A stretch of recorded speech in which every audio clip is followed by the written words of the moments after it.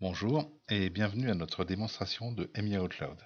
Cette prochaine version de Miao a pour particularité d'être prévue pour optimiser le travail collaboratif entre les différents intervenants de l'entreprise. Vous pourrez héberger dans le cloud la bibliothèque de projet et la bibliothèque d'ouvrage qui sera ainsi partagée entre les différents utilisateurs et les différents sites. La première chose que l'on remarque, c'est un changement au niveau de l'iconographie qui a été modernisée. Cette nouvelle charte iconographique sera déclinée par la suite sur le module saisie de projet. La première nouveauté que nous allons voir, c'est la possibilité d'une gestion très fine au niveau des droits des utilisateurs. Je vais ouvrir ici la fenêtre de configuration des utilisateurs. Dans la colonne de gauche, je vois donc les différents utilisateurs qui sont référencés dans le système et qui sont répartis par service, ici bureau d'études, un service commercial, etc. Pour chaque utilisateur, je vais donc pouvoir configurer très finement les actions qu'il est autorisé à faire. Par exemple, sur l'utilisateur Francis, je vais considérer qu'il n'a pas le droit de modifier, de travailler sur les bibliothèques. Donc je vais décocher, créer et modifier des bibliothèques, supprimer des bibliothèques et exporter des bibliothèques. Une autre manière de gérer les droits va être au niveau donc des objets. Alors, on va pouvoir gérer un organigramme des sociétés et des agences. Ici, par exemple, un groupe fictif All System, avec All System Construction, les demeures de All System, c'est les différentes agences. Une agence à Grenoble, à Voiron, à Vienne, et une autre agence à Grenoble pour les demeures de All Systems. L'utilisateur est affecté à une de ces entités commerciales. Et ensuite, on pourra dire, au niveau des droits, que l'utilisateur peut accéder à l'ensemble des dossiers de la base, donc à l'ensemble du groupe All Systems, des dossiers du groupe All Systems, ou alors, plus restrictif, à l'ensemble des dossiers de son entité commerciale et de ses sous-entités, et encore plus restrictif, seulement à ses propres dossiers. On pourrait envisager cette solution, par exemple, si vous utilisez les services d'un dessinateur sous-traitant, qui pourrait ainsi se connecter à votre base, mais qui ne verrait que les dossiers qu'il traite lui-même.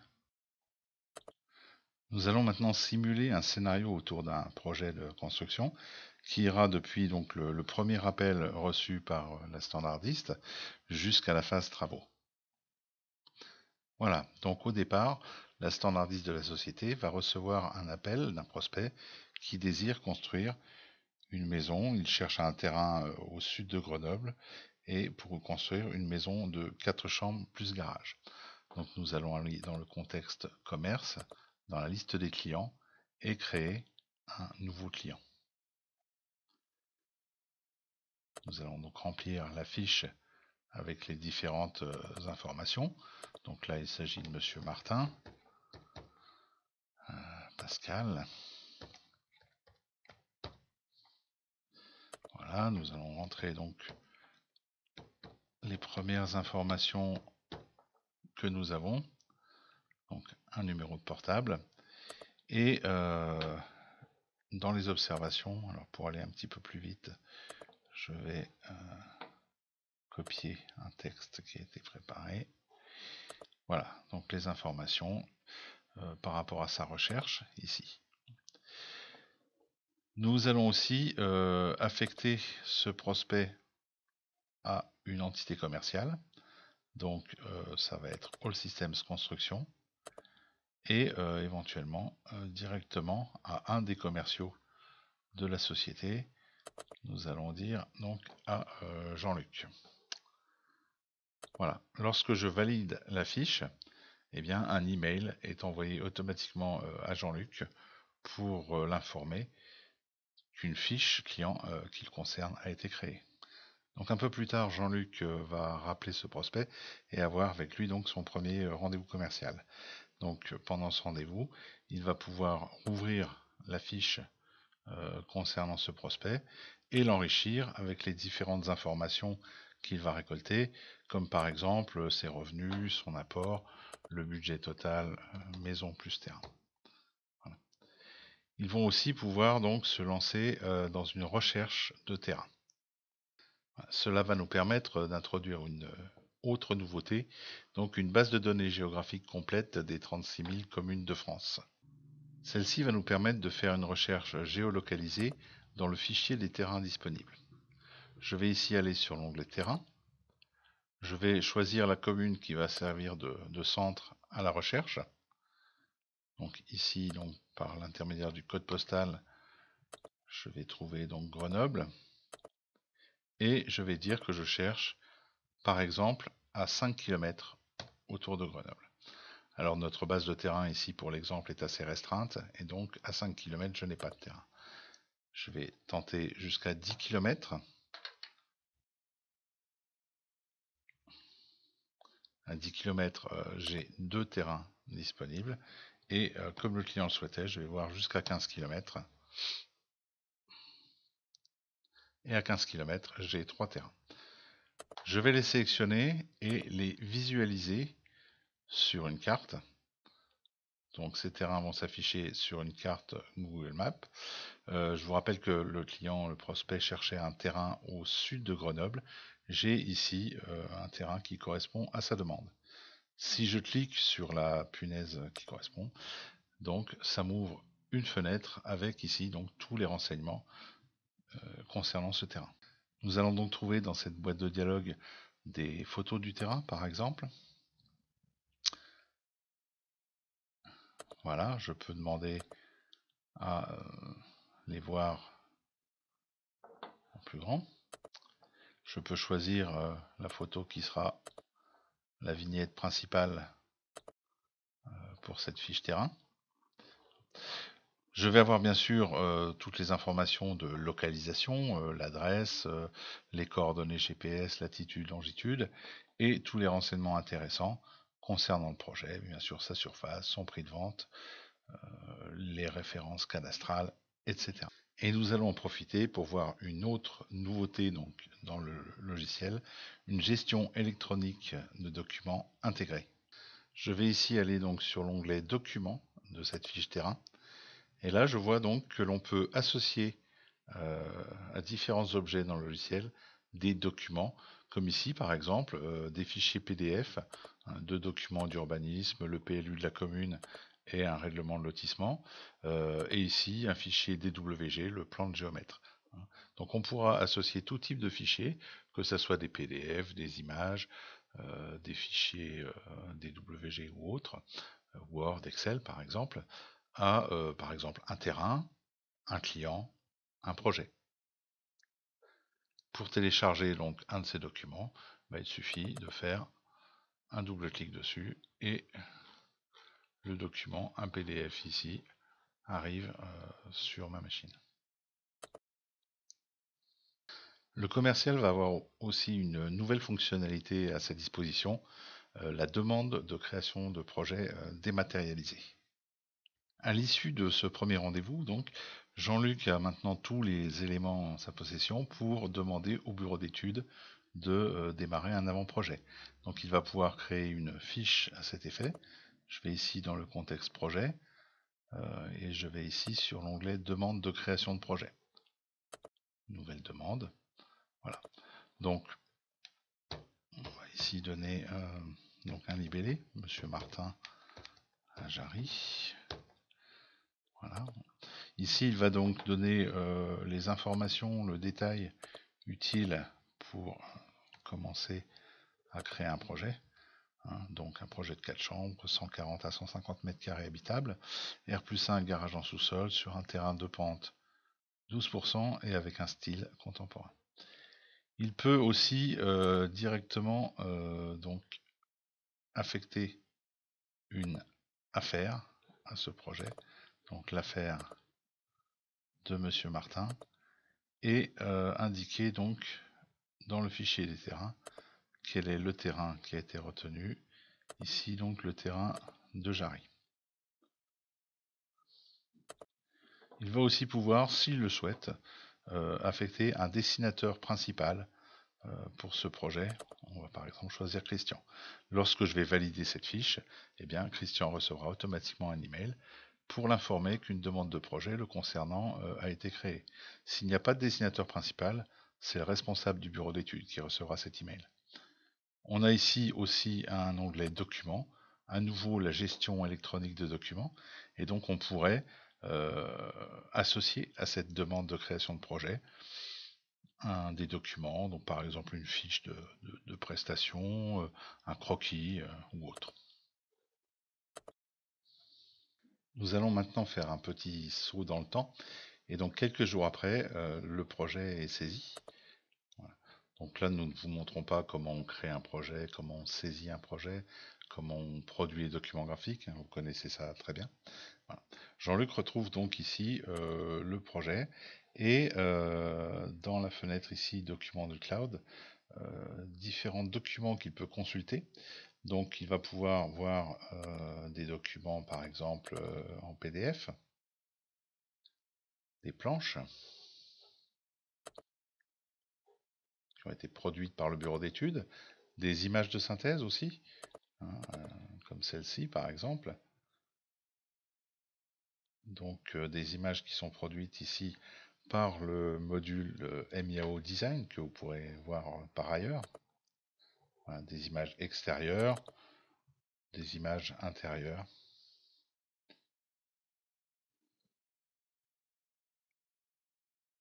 Voilà. Et puisque ce projet a été saisi donc sur le terrain de Jarry, eh bien je retrouve évidemment ici, dans la gestion électronique de documents, les documents que nous avons vus tout à l'heure, donc le règlement de lotissement, le PLU, le plan de géomètre, qui sont venus s'associer automatiquement donc au projet. Autre nouveauté importante, un nouveau module de Métré plus puissant. Il est maintenant intégré à l'accueil, et ce n'est plus donc un module indépendant. Nous allons voir des nouvelles fonctionnalités de Métré par pièce et de création d'options. Nous allons donc maintenant lancer le calcul du Métré. Je vais ici donc sur mes projets en local et je demande à calculer les pièces écrites. Créer le Métré initial.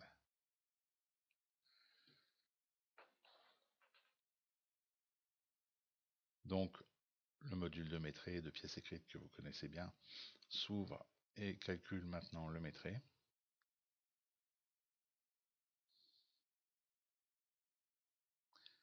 Métré qui va ensuite être intégré donc dans la base de données du cloud et qui va s'afficher.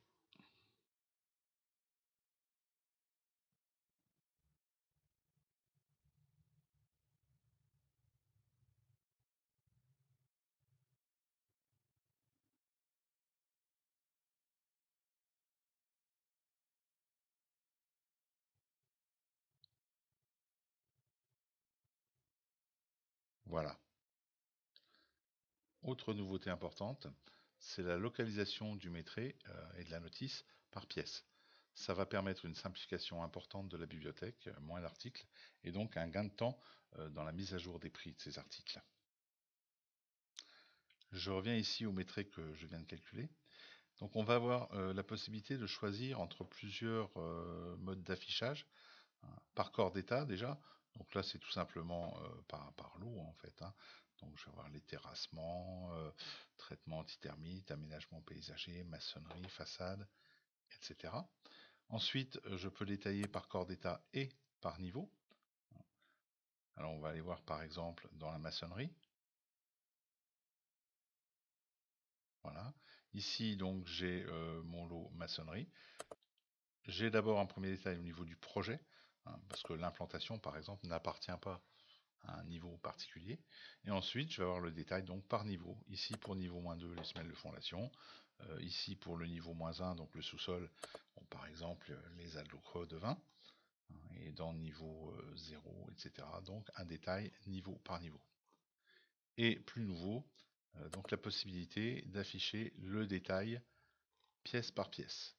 Donc pour certains corps d'état, c'est très intéressant, comme par exemple, on va aller voir donc l'électricité. Voilà.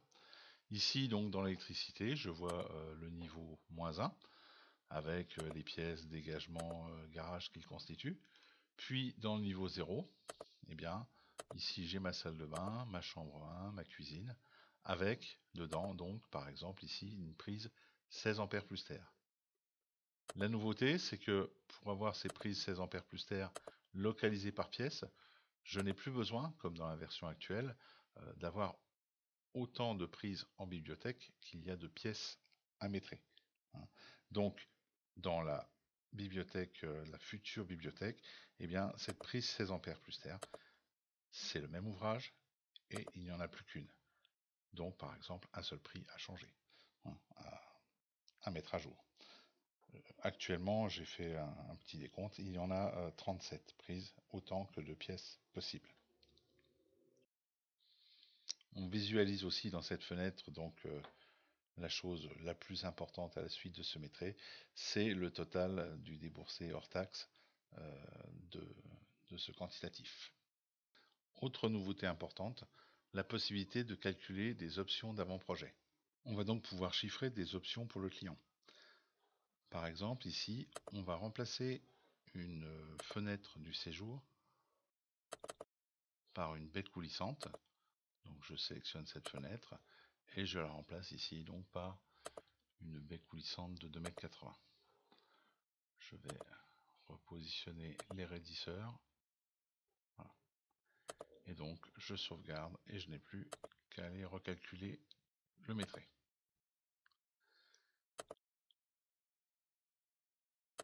Je précise ici que je veux calculer donc une option d'avant-projet. Je lui donne un nom, baie coulissante séjour, et je lance le calcul. Donc vous connaissez le principe actuel du calcul d'options. Le logiciel recalcule une nouvelle fois le métrait et il va faire une comparaison entre le métrait précédent et ce nouveau métrait pour faire donc un avenant. Alors la différence principale, c'est que l'on va pouvoir chiffrer autant d'options que l'on veut, les proposer au client, et ensuite le client choisira ce qu'il retient ou pas. On pourra lui proposer une baie coulissante dans le séjour, un abri voiture, un changement de carrelage, etc. Et il pourra dire ce qu'il veut retenir ou pas. Donc ici c'est terminé, je vais dans l'onglet options d'avant-projet et donc je trouve ici mon option. Je vais pouvoir ouvrir la fenêtre de cette option. Je trouve le détail de tout ce qui a changé. Donc vous savez que lorsque on remplace une simple fenêtre par une porte-fenêtre, eh bien ça impacte en fait énormément de l'eau, de la maçonnerie, des enduits, les menuiseries bien sûr, jusqu'au carrelage puisqu'il y a des plaintes en moins. Le prix total résultant donc de ce changement ici hors taxe est de 123,62 €. Nous avons aussi intégré un outil de calcul du prix de vente et de la dommage ouvrage à partir du déboursé. Le responsable commercial va utiliser cette fenêtre qui rassemble tous les éléments nécessaires au calcul du prix de vente. On peut fixer des taux de marge et d'imprévu. Ces taux peuvent être gérés soit de manière globale au niveau du projet, soit plus détaillés par corps d'état si on ne souhaite pas avoir la même marge sur certains corps d'état. On va trouver ici les paramètres pour calculer le montant de l'assurance dommage ouvrage et on va pouvoir inclure ou non cette dommage ouvrage dans le prix de vente. Voilà. Si je l'inclus, j'ai ici un prix conseillé de 289 166 €. Je vais fixer un prix de vente définitif de 290 000 €. Et à ce moment-là, je vois apparaître ici la marge. Donc ici une marge de 25,22% sur le prix de vente. C'est aussi à partir de cette fenêtre que l'on pourra calculer la notice descriptive.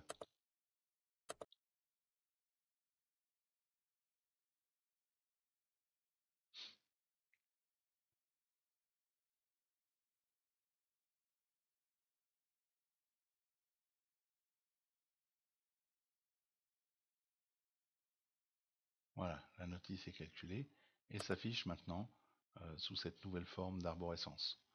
On peut bien entendu aller modifier certaines lignes, hein, mettre par exemple certains postes en non compris. On va les prendre par exemple ici dans les installations d'eau, on va les mettre, voilà, l'évier. Je vais modifier cette ligne et je vais cocher ici non compris dans le contrat. On peut, comme dans la version actuelle, modifier le prix du non compris si on le souhaite.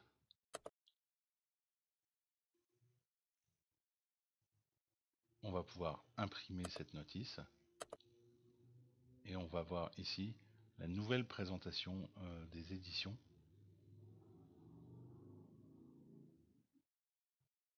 Voilà. Donc les éditions Fast Report actuelles seront remplacées par ce nouvel aperçu ici. Autre nouveauté, le logiciel intègre maintenant un planning contractuel et administratif. On a maintenant la possibilité d'indiquer que la vente a été signée. Je clique ici, il me propose une date, je valide la date du jour. Cette date sera le point de départ d'un planning administratif et financier. Je vais donc aller dans la boîte qui me permet d'éditer le projet et je vais trouver ici un onglet date. Je retrouve ici donc un enchaînement de dates et de délais. Je retrouve là la date de signature, c'est-à-dire aujourd'hui. Je viens de cliquer et de signer cette affaire. On a ensuite un certain nombre de délais, ici des valeurs par défaut. 60 jours pour la levée des conditions suspensives, 60 jours pour l'ouverture du chantier et 300 jours pour la construction. Voilà. On va pouvoir, au fur et à mesure de l'avancement, remplir donc les dates clés, date prévisionnelle du permis de construire, date de dépôt du permis de construire, date d'obtention du permis de construire, etc., etc. Et donc à chaque fois que l'on va rentrer ces dates, le planning va s'affiner et se calculer pour pouvoir avoir une date ici par exemple d'ouverture de chantier et une date prévisionnelle de réception. Autre innovation, des améliorations du module marché de travaux, avec la possibilité d'utiliser des modèles de marché, de générer des bons de commande et une application mobile pour les conducteurs de travaux. Nous allons maintenant générer les marchés de travaux pour ce projet.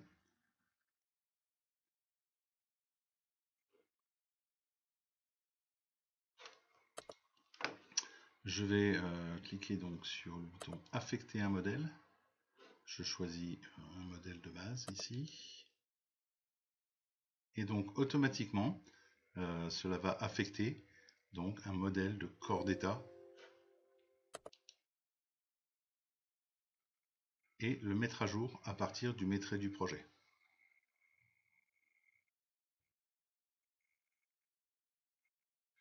Voilà, nous retrouvons donc ici par exemple un lot terrassement VRD avec donc les corps d'état, terrassement, traitement antithermique, aménagement paysager, un lot gros œuvres avec dedans comme corps d'état la maçonnerie, la façade, l'étanchéité, etc. Dans un modèle de marché, on va pouvoir prédéfinir des échéanciers de règlement des situations aux artisans. Par exemple, je vais voir ici donc sur le lot gros œuvres, je vais sur l'onglet situation, et là on voit qu'on a donc prédéfini ces règlements. 10% d'acompte à la signature du marché, 30% lorsque le plancher haut du VS est terminé, 70% lorsque le plancher haut du rez-de-chaussée est terminé, 95% à la réception des travaux et 100% à la levée des réserves. On va maintenant affecter ce lot à un artisan.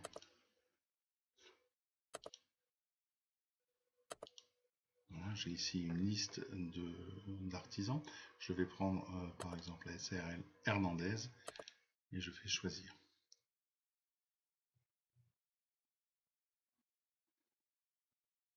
MIAO recherche donc les informations liées à cet artisan, en particulier les conditions de règlement et aussi la validité de ses assurances.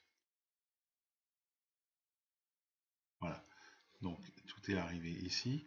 Je peux donc visualiser les attestations d'assurance, responsabilité civile des SNAL, voir leur date de validité et même éventuellement voir le fichier PDF qui est stocké dans la gestion électronique de documents.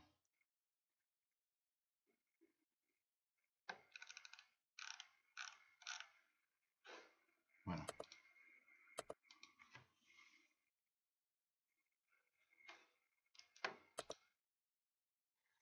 On peut maintenant passer des marchés de travaux en délégation de paiement et aussi à prix forfaitaire. Si la bibliothèque le permet, on peut, si on le souhaite, séparer ou regrouper la fourniture et la pose. Je vais par exemple ici sélectionner le lot de menuiserie extérieure et je clique sur le bouton regrouper séparer. Mon lot de menuiserie extérieure est maintenant séparé en deux. On a un lot de menuiserie extérieure fourniture et un lot de menuiserie extérieure pose. Si la bibliothèque le permet, on peut demander à séparer la fourniture de la pose sur un lot. Je vais prendre ici par exemple menuiserie extérieure et je vais cliquer sur le bouton regrouper séparer. Voilà, j'ai maintenant deux lots ici de menuiserie extérieure, un pour la fourniture et l'autre pour la pose. On va maintenant aller générer un bon de commande pour les menuiseries extérieures.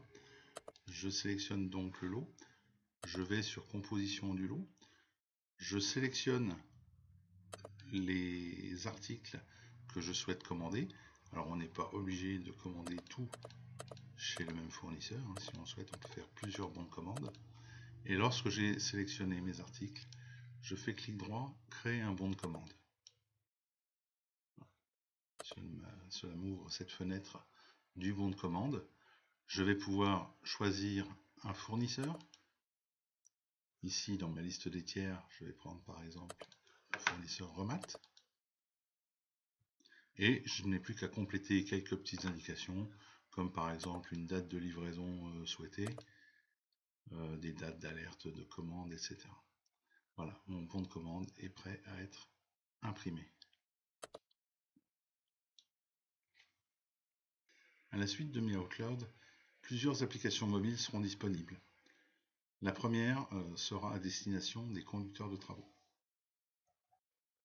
Le conducteur de travaux pourra consulter la liste de ses chantiers, les visualiser sur une carte et obtenir leurs coordonnées GPS. Il pourra aussi consulter en ligne les plans et les marchés de travaux de ses projets. Autre nouveauté, le versionning ou gestion de version. On pourra stocker, conserver plusieurs versions des bibliothèques, des projets et des documents de la GED. On va par exemple aller voir comment cette gestion de version s'applique aux bibliothèques. Je vais ici dans l'onglet Administration, bibliothèque du cloud, et sur cette bibliothèque, donc, je clique sur le bouton Gérer les versions. Voilà. Donc voici les 5 dernières versions de cette bibliothèque. On a possibilité de définir un petit peu ces versions. On peut valider un document ou le dévalider. On peut indiquer qu'il y a dessus un travail en cours. On peut aussi verrouiller une version. Une version, lorsqu'elle est verrouillée, sort du flux normal des versions et ne sera donc jamais supprimée, même lorsqu'elle arrive en 5e position, jusqu'à ce que, éventuellement, on la déverrouille. Autre changement majeur, l'abandon du BDE Borland, vieillissant et générateur de bugs, au profit d'une base de données MySQL plus stable et plus performante. Nous en avons profité pour modifier la base des ouvrages, pour pouvoir y stocker plus d'informations. Donc elle se présente maintenant sous la forme d'une arborescence. Je vais par exemple aller ici voir les appareils de chauffage gaz. Nous allons voir donc les chaudières au sol par exemple, avec eau chaude sanitaire, et je vais ouvrir la fiche de cette chaudière là.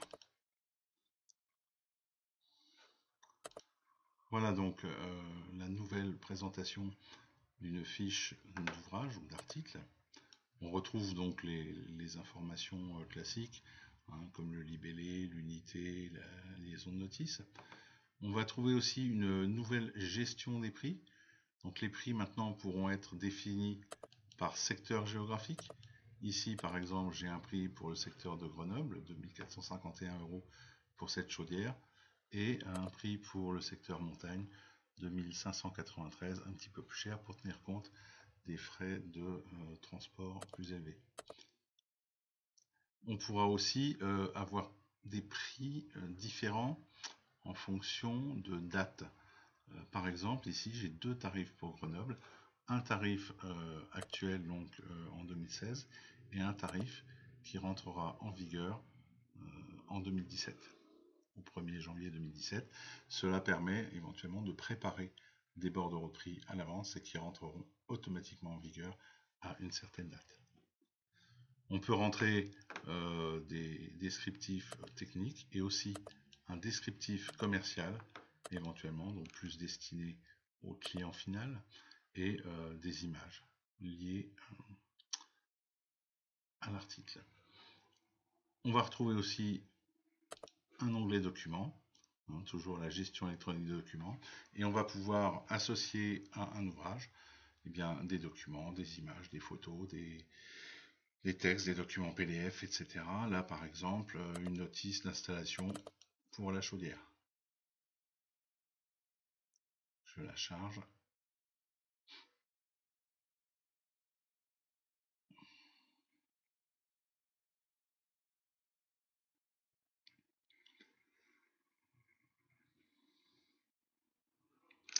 Voilà, donc la notice de cette chaudière.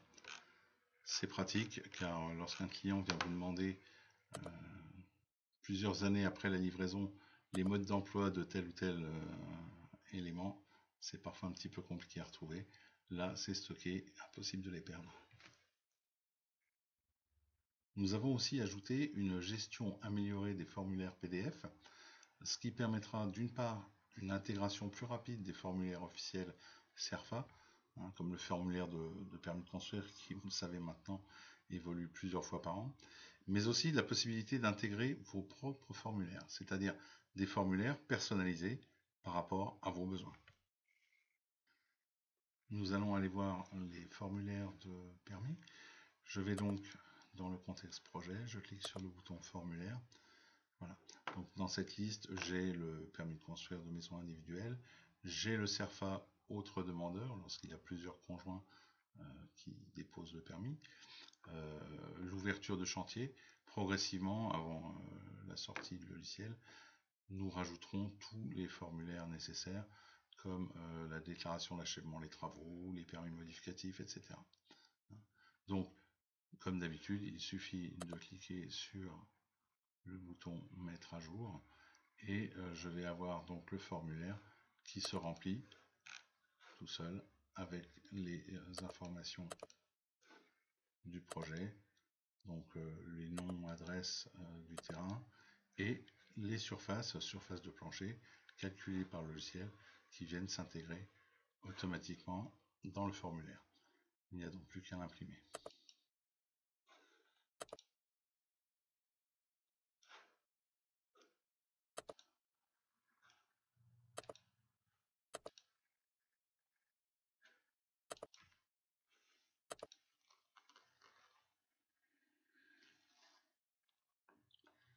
Nous allons maintenant voir un exemple de formulaire personnalisé. Donc nous allons retourner voir le terrain du projet. J'ouvre la fiche. J'ai ici un bouton formulaire. Voilà. Et je trouve ici donc un formulaire renseignement terrain. Donc c'est un formulaire que j'ai créé moi-même pour l'occasion. Hein. Donc c'est très simple à faire. Ce formulaire peut reprendre automatiquement des données dans la base de données, comme par exemple l'adresse, la latitude, la longitude et la commune du terrain. Et on va pouvoir rajouter autant de champs que l'on veut. Par exemple ici, je vais dire que c'est dans une zone protégée architecte des bâtiments de France. et je vais indiquer pourquoi. Hop, un petit copier-coller.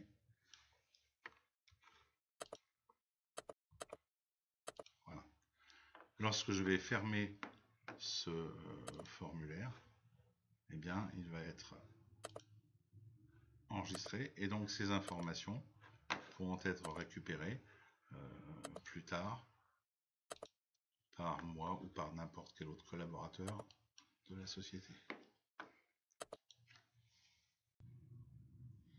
Voilà, cette petite présentation de Mi Cloud est terminée. Nous vous remercions de votre attention.